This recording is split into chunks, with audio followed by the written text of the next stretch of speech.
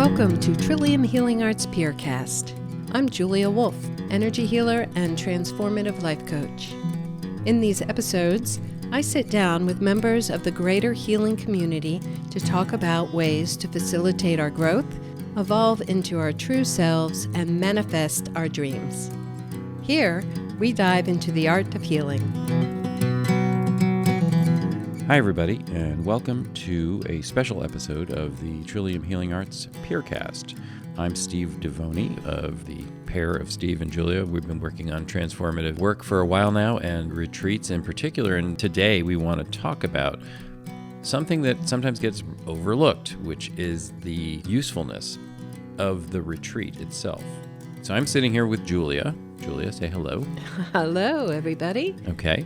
And so this is one of those things, we're just going to wing it and see where this goes, because we really have realized that the retreat itself is so much part of the process, and it's oftentimes just ignored. Exactly. So tell me, first of all, I mean, everyone probably knows who you are, but Julia, tell us who you are. I'm Julia Wolf. Trillium Healing Arts is my practice. I'm a transformative life coach and energy healer. I started this practice in 2018. And one of my passions of my work is not only working individually, but these transformative retreats. Retreats in general, workshops, and as Steve alluded to in the introduction, the retreat aspect of this work is so powerful. Right. We've gotten questions from people that would say, oh, do I have to stay here, or, can I leave early, or things like that. Why is it important for a participant to come to a retreat, not even ours, but any retreat, and stay there? What's the importance of that? Okay, I liked your analogy this morning when we were talking, Steve, about meditation as a form of retreat. And the reason why meditating and retreating are parallel is when we meditate, we take time out of our day to devote just to ourselves, to quiet our mind, and to seek to settle ourselves into our bodies, onto earth. And this is an opportunity for us to see our life situation in from a greater perspective, to intentionally become aware of ourselves. So when we offer a retreat, we're asking our clients to do just that, to show up for themselves, to come and leave their to-do list at home, to leave their work at home, their responsibilities with their dog or their family, the news, their cell phone, all of these distractions in life. We ask that they leave them home. So people come to the retreat, and their downtime, instead of being filled with the laundry or the internet, it's filled with moments to walk out into nature or to sit quietly with themselves. And the retreat itself is this opportunity to show up for yourselves. Right. So it's an investment, an actual investment in your time by unplugging from your normal life and doing that intentionally. That is so hard to do. I mean, I've tried to have a meditation practice for years, and it took me a very long time to realize that that retreating aspect to it is the whole point. In the end, we are so cluttered with, I'm just going to reiterate what you said, we're so cluttered with noise and things that are trying to get our attention, and whether they're our family or our cell phone, like you said. I think that's the idea. And it's often overlooked because people come to these things and say, okay, well, I only live like 5 miles away, so can I go home and sleep there? And I think where we're going with this is that it's kind of important to be all in. I mean, would you agree with that? Is that exactly, where we are? To show up for yourself and dedicate 3 nights, 3.5 days to... In our case, yeah. in our retreats, exactly. To take a look at our individual life from a different perspective. And we do that in many many different ways. Now let's talk about some of those ways. Well, the first aspect of the retreat is we create community. Confidentiality is a huge aspect of forming community. When we feel safe to share with others, we can reflect on our own lives, not only through hearing ourselves tell our own story, but hearing how others hear our story. Mm-hmm, right. Yeah, that's true. And we can only do that if we feel safe and we feel that our story will stay in the circle, as we call it. We spend the weekend, in our case, in how we run our retreats, we spend the weekend remembering how and using the muscle of listening from our hearts and not from our thinking mind. So we learn and we practice truly listening without an underlying agenda of fixing or helping in any way. So we listen from our hearts. And the opposite of that is speaking from our hearts. We spend time trying to come out of our heads and listen to our own hearts and therefore speak from our hearts. So then we develop this community of folks who are trusting that our stories will be confidentially heard and knowing that people are truly listening to us. At our last retreat, at the end, there was a woman who said, I really feel like I was seen. Right. And I think that happened for two reasons. One, this person felt safe enough to start talking about things that she may not have otherwise talked about with people. And two, she was truly listened to, and she could feel that. Mm-hmm. And that was very powerful. And I'd like to touch on that. You mentioned listening from your heart, which I think we spend the first day or so getting people comfortable with the idea of not having to know what it is they're going to say. Because when you just sort of said this, when you hear what's coming out of your head, it's sort of performative. It's the type of thing where you are, I kind of want to say this right, and I want to be able to perform it correctly so everyone will understand or everyone will think that that was a good thing to say. Sometimes your ego gets involved. The idea of being able to put that part of it aside and allow whatever is really bubbling up inside of you, your heart or whatever you want to call it, that's when things come out. And when you hear yourself say those things, when those words leave your mouth and go into your own ears, other people have heard it, but you heard it too. And I think that's something that is unexpected. A word that comes into my mind right now is shtick. Shtick. Oh, yeah, because you're doing your shtick. Exactly. We're very accustomed to presenting ourselves in a certain way when we go into social situations. That does not work in a transformative retreat. Right. At some point you realize this shtick of mine it's not actually serving me well when it comes to my greater purpose. Mm-hmm. Yep. And so that persona gets set aside, or we have that opportunity to set that persona aside and really explore our deeper, truer selves. What you said there is really important because a lot of times when you say you come to a retreat and then you say, well, I'm going to go home and come back again, you reset your shtick when you go home. Exactly. You reset yourself into that world, and then you have to come back and, I'm going to use a somewhat negative term, detox from that into the retreat setting again. And so in some ways, it is really important to not have to go through that sort of self-detox every time you go away and come back again. So staying at the retreat is really very beneficial because not only are you in session when we're doing different exercises and things, but then you have time to journal and you have time to be by yourself. But then we're going to eat meals together and we're going to discuss or talk about our dreams. Our dreams and sometimes our lives and whatever else. And there may be some other information that gets put out there because suddenly you're in a coalition of people on the same sort of journey, even though the details are different. There's a Pema Chodron, who's a Buddhist monk.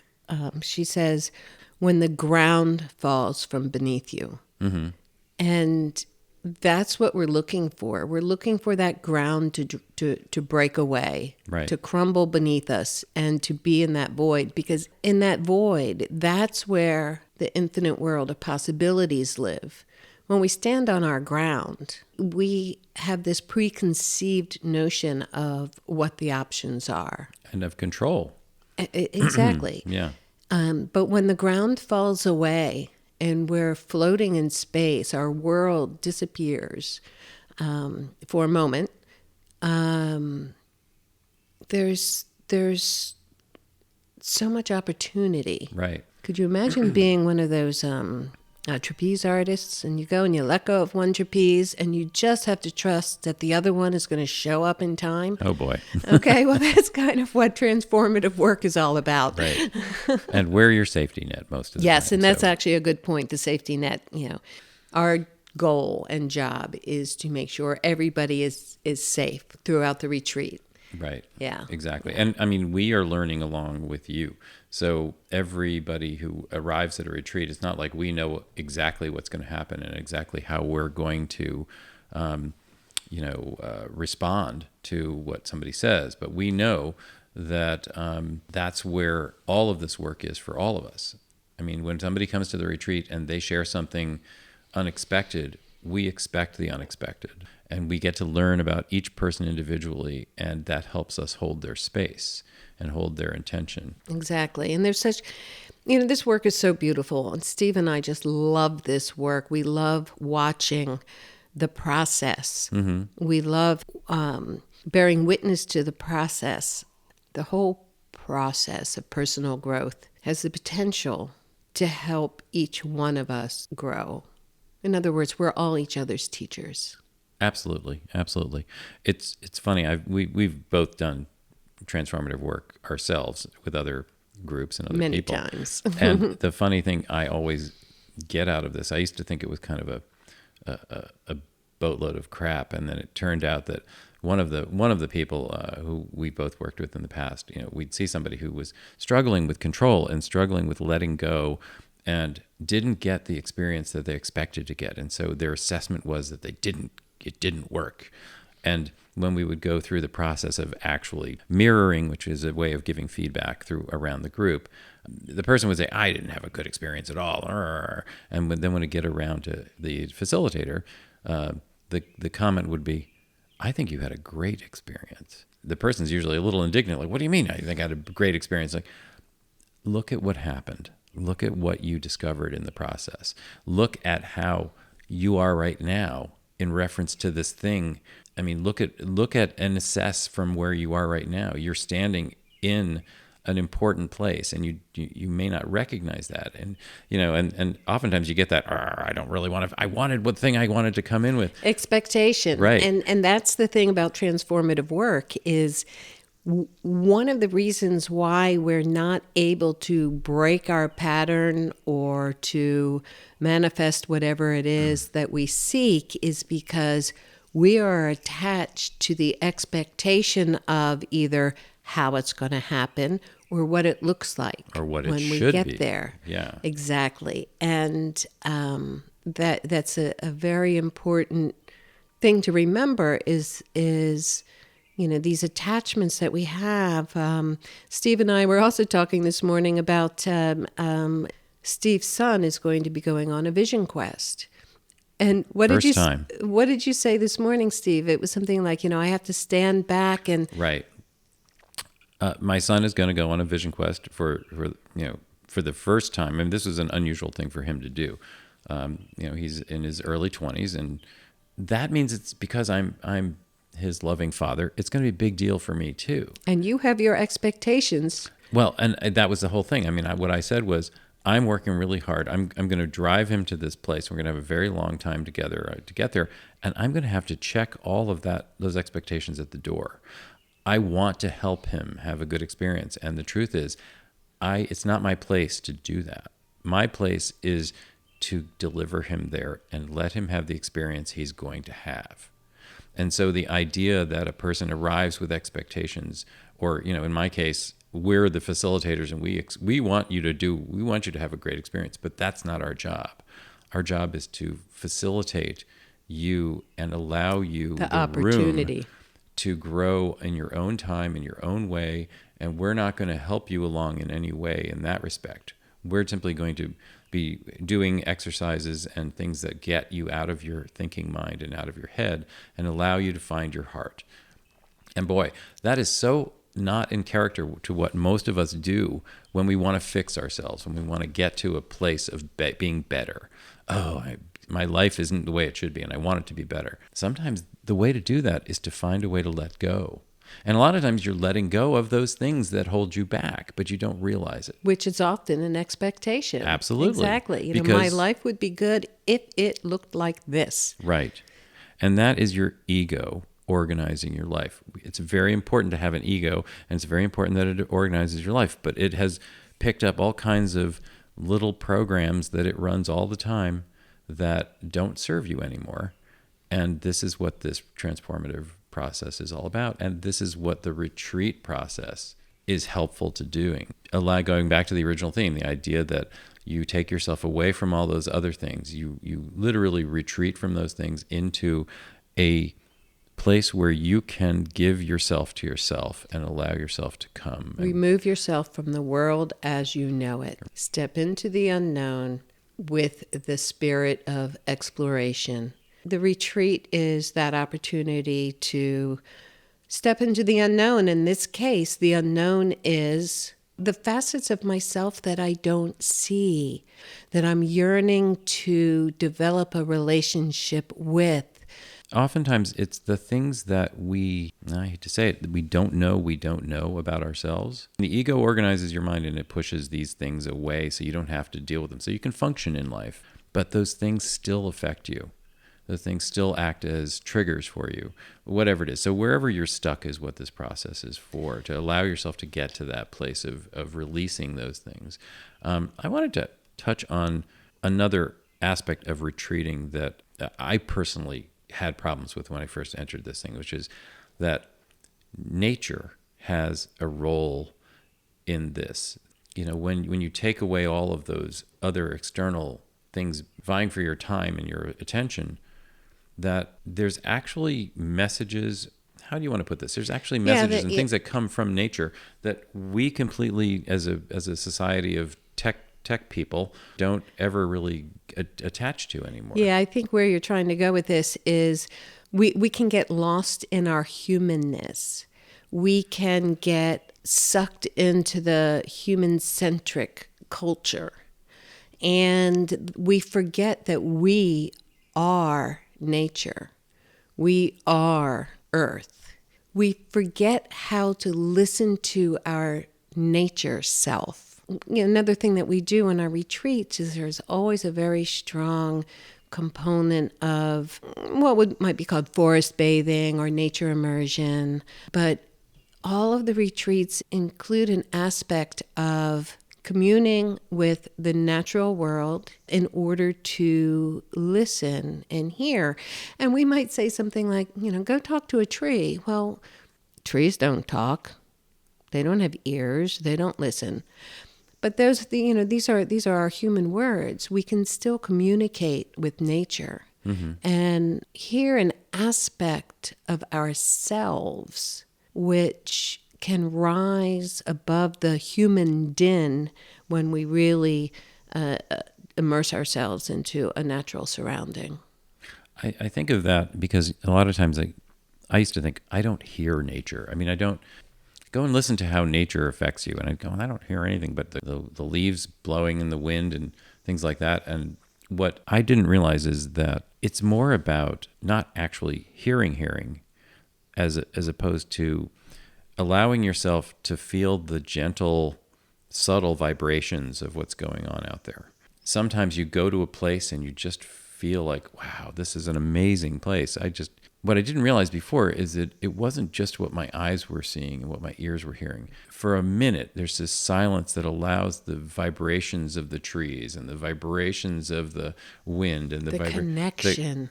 We don't think of those things as senses.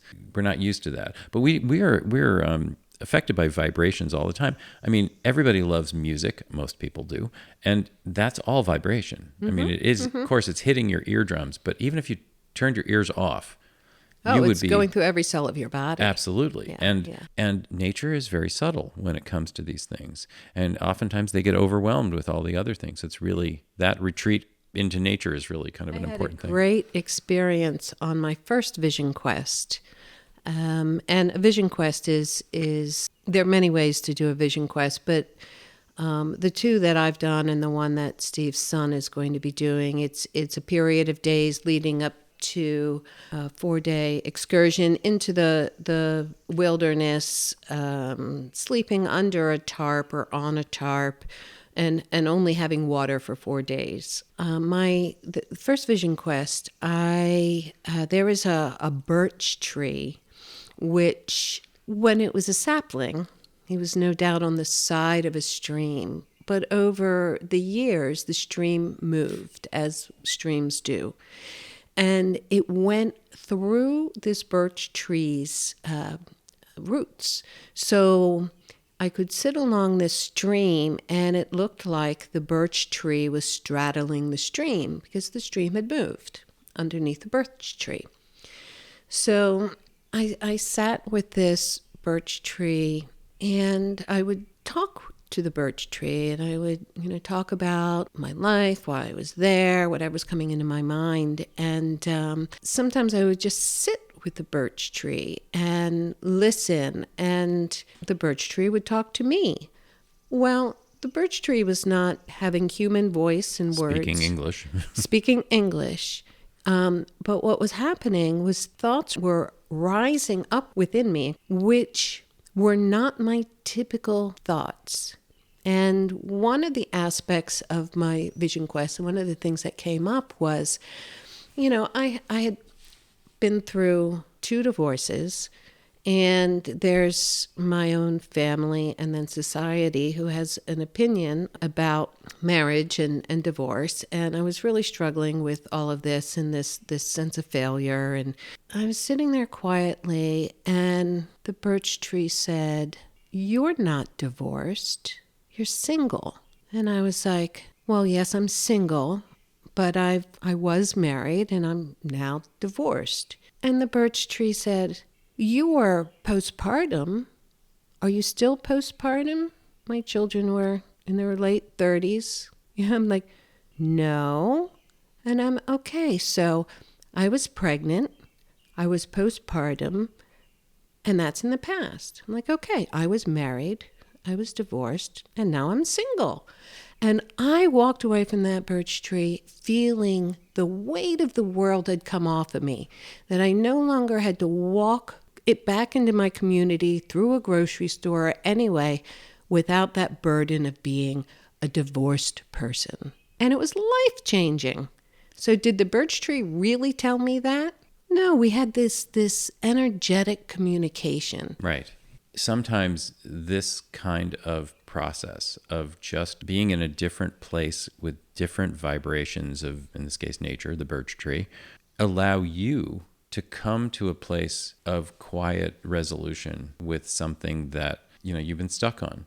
And, being able to release that, suddenly it isn't who you are anymore. And suddenly you don't really care that anybody might see that because it's not true anymore. I mean, does that make sense? Absolutely. It's just not true anymore. It's not true anymore. And, it's one of those things where, when people say, "Oh my gosh, you are an X," and you believe you are, that hits home and you get really, that can be really damaging. But if you don't believe it and somebody says you're X and you go, well, that's not true, and you just move on, and it's not real anymore. It's not who you are anymore. That's a trigger. I mean, we just talked about a trigger there. Right. Good point. And we don't always know what the root of the trigger is, Mm-hmm. That's right. And in my case, my vision quest had nothing to do with my divorce. That's not why I had gone on it. But that whole bit, that I just talked about was a root in how I was perceiving myself and therefore presenting myself to the world or responding to the world. That was my opportunity by communing with nature for me to see that. We had dinner with some friends last night, and one of the friends was talking about how he would talk to his patients about triggers. And I loved his analogy. He said, just imagine that you have a box full of papers, a box full of information that you just don't want to deal with. And so you pack it up and you put it way back deep in the closet and you forget all about it. But then for some reason the house shakes. Yeah, it's an earthquake or something. Something happens and it falls out of the closet and you're like, what is this? And you just quickly shove it all back in there, but you don't really deal with it. That makes sense. Since we're freestyling it here today, I think we should probably kind of bring us back to where we started, which was the idea that the retreat itself is an important aspect of the retreat. In order to explore. Exactly. We need to retreat in order to feel safe to open up that box. Right. And so I think we should end where we started, because I think your example of the birch tree was really interesting, because you really did take the time to retreat, and to allow the quiet voice of your heart to come out and in many ways overwrite the very loud voice of your criticisms of yourself, or the things that keep bombarding you. And in regular ego life, you don't get a chance to have that quiet. No. And if it did arise, it gets covered up when you're not in that retreat place, potentially. That revelation may have come up, but I was in the middle of working, right, or driving, or having dinner with my family. I look at it as, and then you lose it. I was busy shouting at myself that the quiet stuff, there's no value in the quiet stuff, when I personally think all the really good revelations I've ever had have been in the quiet places, in the little dark places that are quiet, that don't get any press in my head. And sometimes painful places. Oh, 100%, which is, you got to go through that place to get to that, little nugget of quiet wisdom that we often ignore because it's not loud, it's not sexy. It's the thing you need to hear that you never get to because you're too busy organizing your life to not deal with that thing. It's either too big or even too small, and you've got things to do. Right. So yeah. That's the whole idea. In a retreat, you have nothing else to do but be you. Show up for yourself. And I think that is the whole point of this. So it is. Julia, thank you so much for coming to this little sit down and having this little retreat talk about retreats. I always love talking about this work with you. This is such a passion of both of ours. And absolutely. Thanks. Okay. We'll see you all next time. Okay. Bye-bye.